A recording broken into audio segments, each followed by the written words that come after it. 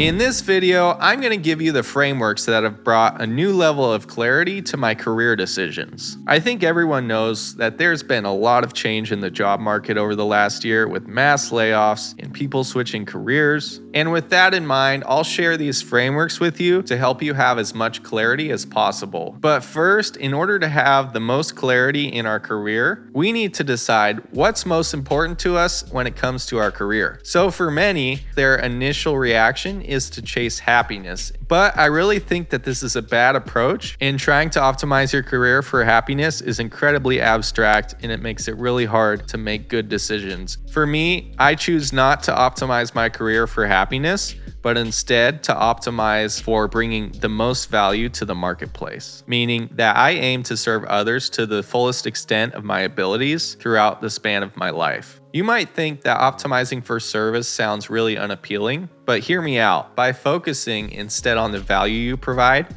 not only do you maximize your earning potential, but you also end up with a greater sense of fulfillment and happiness. This approach to my career has greatly enriched my life and brought me a deeper sense of purpose with an ever-improving self-identity.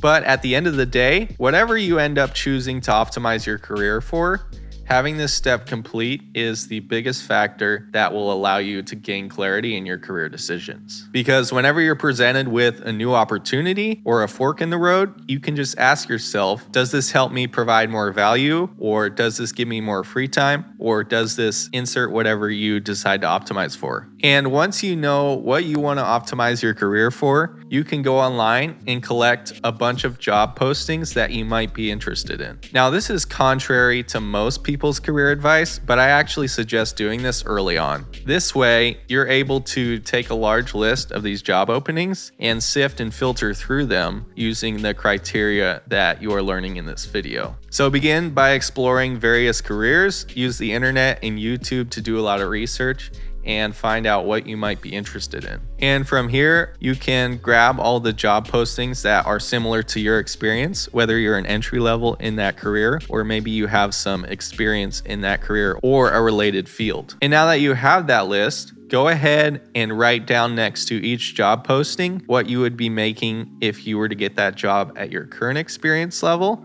and then also the max salary for that particular career. And then also note your level of interest in each of these job openings. Now that you have this list, you can go through it and start crossing out all of the job openings that are the least interesting to you based on whatever you decided that you wanted to optimize for. And eventually, if you keep doing this, you'll probably come down to a list of between 1 and 3 job openings. If you're not able to narrow it down to one single job opening, what I would recommend is that you go out and find a lot of job postings that are similar to your finalists. By finding more, you might see one that stands out to you a bit more than the rest, and you can select that one. Another thing you can do if you're torn between 2 fields or a couple of job openings is you can find somebody on LinkedIn who's currently doing that job, and you can message them. I found that on LinkedIn, people are very responsive and are often super happy to answer any questions that you have about their day-to-day life or their career in general.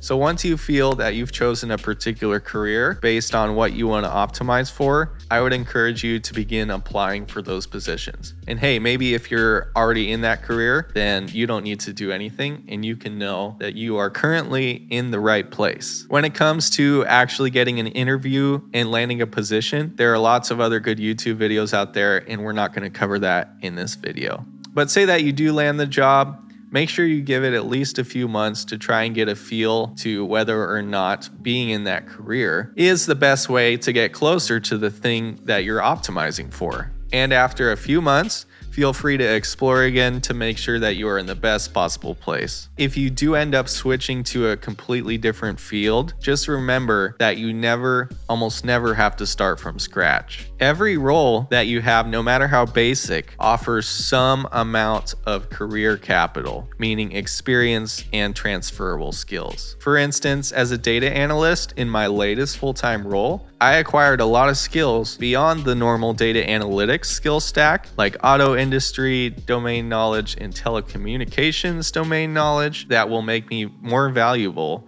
to my future employers and my future clients. So this all is pretty simple when it comes down to the brass tacks. But by following these steps and keeping career capital in mind, you're going to have as much clarity in your career as possible.